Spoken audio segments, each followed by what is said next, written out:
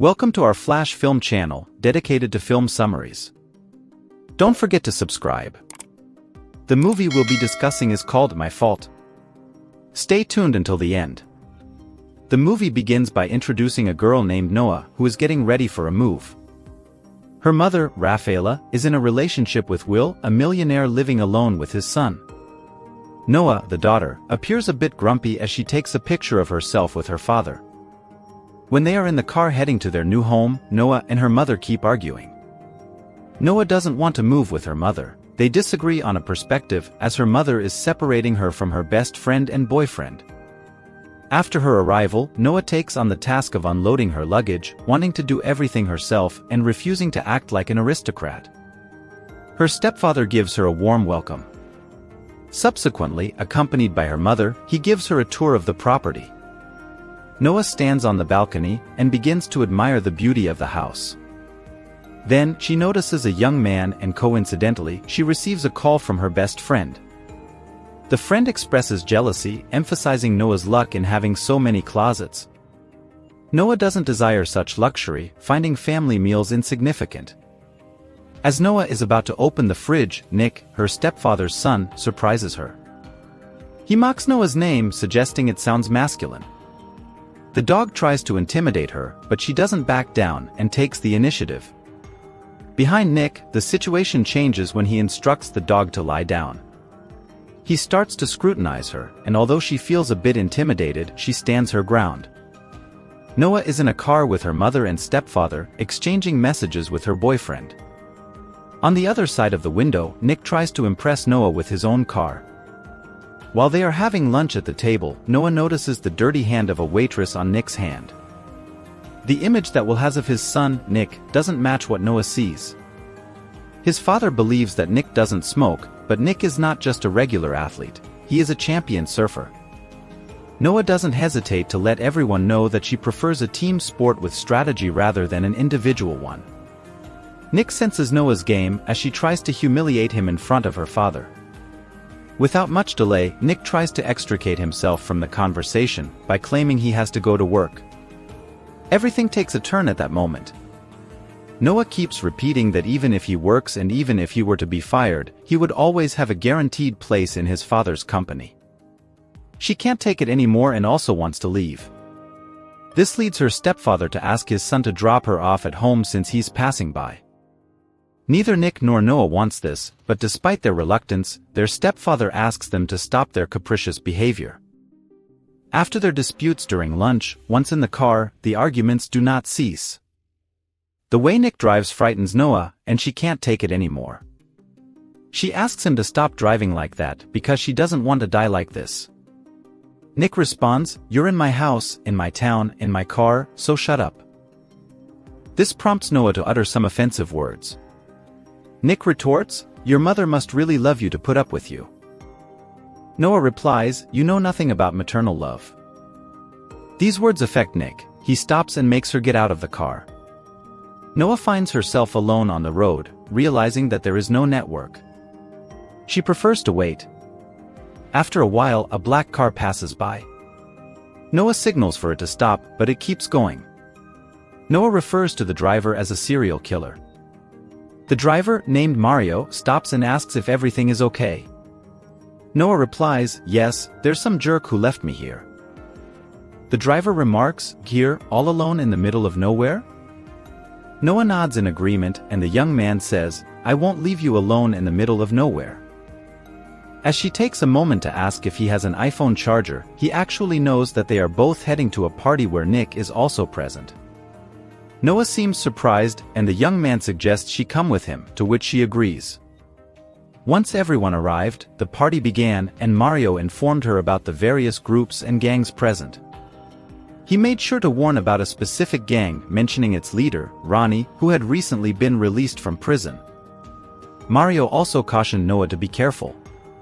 Meanwhile, Noah noticed Nick kissing different girls one after another, which she found unbelievable. Shortly afterward, Noah caught Nick with a whistle just as Nick was urinating. Nick questioned why she was there and told her to leave. Noah, unyielding, asserted her presence, stating that she wouldn't leave unless she decided to do so herself. Refusing to bow down to Nick, she threatened to reveal his partying behavior to his father instead of working. This led Nick to push her against a car. Despite Nick's emotional advances, Noah remained paralyzed. Nick claimed that no girl could resist him if he kissed them, challenging Noah to prove him wrong. Initially hesitant, she eventually demanded that he remove his hand from her. Noah regained her composure and pushed him away.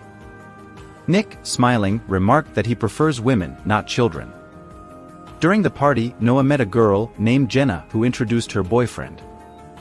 As the festivities continued, Nick eventually drove Noah home, where she was intoxicated. Upon arriving home, Nick is obliged to carry Noah due to the drinks she consumed, and he has to take her to her room. Nick tries to turn off the bedroom light, but she asks him to turn it back on. Noah has a fear of the dark, mainly stemming from traumatic experiences in her past. In the early morning, while they are at the table, Noah discovers that Nick used his phone to send a message to his stepmother. She is furious and chooses to leave the room. Later on, Nick is on the beach with his friends. Noah asks him not to touch her phone anymore. Nick replies, "And you, stop ruining my evening's party." Nick tries to mock Noah by stating that a glass actually contained liquid. Noah feels embarrassed. In the evening, Nick organizes races with other gangs. He drives recklessly, but that doesn't stop him from winning the competition. Meanwhile, Noah receives a photo of her boyfriend kissing her best friend. Jealous, she wants to get back at him. She goes in search of someone to kiss for a photo. Nick intervenes and takes her phone. He asks the guy to hide and insists on being the one she kisses. However, he makes it clear that if a photo of them kissing is taken, she would be obligated to go home. She responds that she might do it. Nick and Noah share a passionate kiss. When Noah is in the car as Nick requested and Ronnie arrives, the race is about to begin. Nick is not always present, he is in a car flirting with a girl. Ronnie, at the starting line, sees that Noah is behind the wheel. Noah tells him that she is not the one racing. Ronnie asks why she is at the starting line and gives her a 5-second head start. The race begins, but neither of them hits the accelerator. Noah prefers to use her 5 seconds to apply makeup, stating that she does it to make Ronnie feel humiliated for being beaten by a girl. Nick hears the alarm for the start, tries to hurry, but remembers he left Noah in the car. The race has already begun. Noah takes the lead, but Ronnie loses control in a turn, giving Noah an advantage, and she wins the race. Once the race is over, Ronnie refuses to accept defeat, being a sore loser. He claims they cheated because the person he was supposed to race against was not the one behind the wheel. Nick doesn't want to make a big deal out of it, and decides to give his car to Ronnie. Noah is disgusted by this and says she will reimburse him. Noah takes the opportunity to rub salt in the wound by mentioning that every time people see him in that car, they will remember he was beaten by a girl. Everything is calm until Ronnie tells Nick, "Next time, make sure Noah stays at home."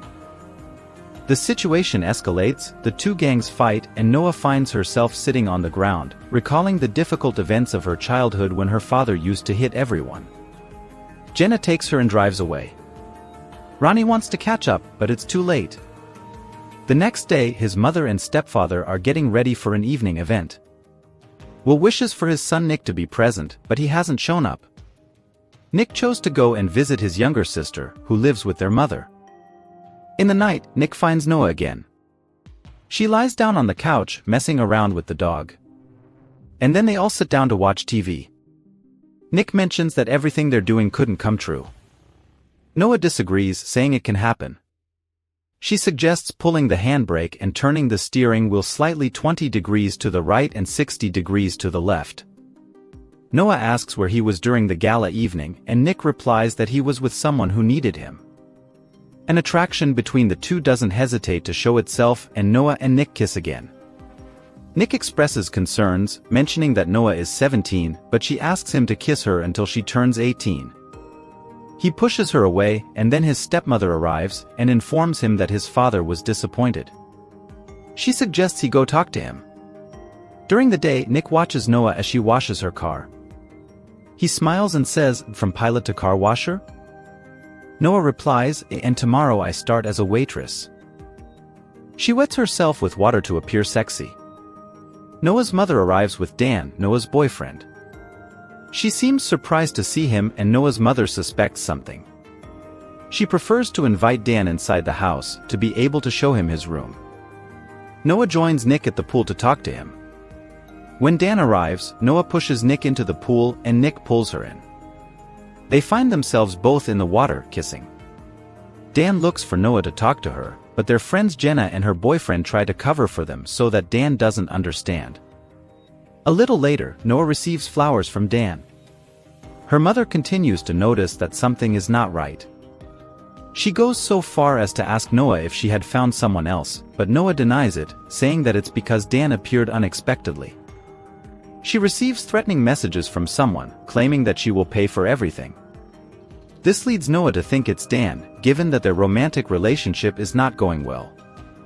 As they discuss, Dan tells her that he's not the one sending threatening messages. At that moment, Nick walks by and mocks the color of the flowers, giving an ironic smile. In another scene of the film, we see Ronnie accompanied by a man whose identity is not revealed at the moment. As Nick walks, Ronnie and his gang show up, attempting to provoke him, but Nick remains calm. They try to intimidate him, knowing that Nick is actually a brawler who doesn't get easily impressed. Returning home, it's noticeable that Nick chose to fight. While climbing the stairs, he sees Dan entering Noah's room with a bottle of wine in his hand. Unsurprisingly, Nick feels jealous, so he decides to step outside for some fresh air. In the garden, he notices Noah lying down, asleep. Nick approaches and sits beside her, smiling. He notices a scar, but wants to cover it up. Unfortunately, Nick takes a punch. Noah mentions that she thought it was Dan. When Noah eases his pain, Nick suggests that they should stop moving around alone, revealing his desire to keep her for himself. They share a kiss, but Dan catches them. Noah asks him not to reveal it to her mother, as she would disapprove. Days pass, and Noah continues to receive anonymous messages. Nick tries to ask her about the letters, but she prefers not to tell anyone. During a fight between Nick and another guy, Noah worries about him and tries to prevent the fight, but Nick doesn't listen. She chooses not to watch Nick fight any longer and leaves. While chatting with Mario, Nick arrives and sees Mario attempting to kiss Noah. He shoves him, and Noah can't handle Nick's behavior, always wanting to resolve everything with force. Noah decides to end their relationship, and Nick lets her know he has never been jealous, driving her crazy. Some time passes, and Noah no longer talks to Nick. She now works as a waitress in a restaurant, but Nick continues to write messages to her. Noah had lied to Nick about her father, leading him to believe that her father was dead. However, Nick learns from his father that Noah's father is not dead, but has also been granted parole and is a violent man. Therefore, they will need to be careful. Noah is at a party and gets drunk with her friend Jenna. She receives a call from Nick, but decides not to answer. Jenna and Noah are about to leave, but Noah is intoxicated. Jenna calls Nick to ask him to come drive Noah's car. The day ends by showing us Nick and Noah sleeping together. Coincidentally, her father catches them. Later, after having a good time, Nick and Noah find themselves at a gas station. When Nick goes into the store to buy a condom, Ronnie comes across Noah, who is alone in the car. Once Nick returns to the car, he realizes that Noah is not there, she has been kidnapped. Missing person alerts are issued to try to find her. They know that Ronnie kidnapped her when they see the surveillance cameras at the gas station. Ronnie works for Noah's father. Shortly after, Noah's father calls Rafaela and asks for a ransom of $1 million for her release. The next day, Rafaela is accompanied by Will to a location where they wait for Jonas, Noah's father, to appear and be arrested by the police. At that very moment, Nick remembers that his car is equipped with a GPS, which would give them the exact location of their position. Jonas now realizes they have been identified.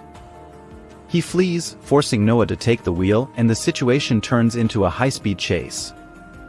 In a corner, Noah and Nick attempt a driving trick they saw on television, and one of the police officers takes advantage of the opportunity to shoot at Jonas.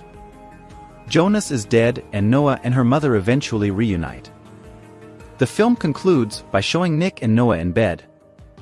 Outside, her mother and stepfather are present, and the mother declares that this relationship cannot continue.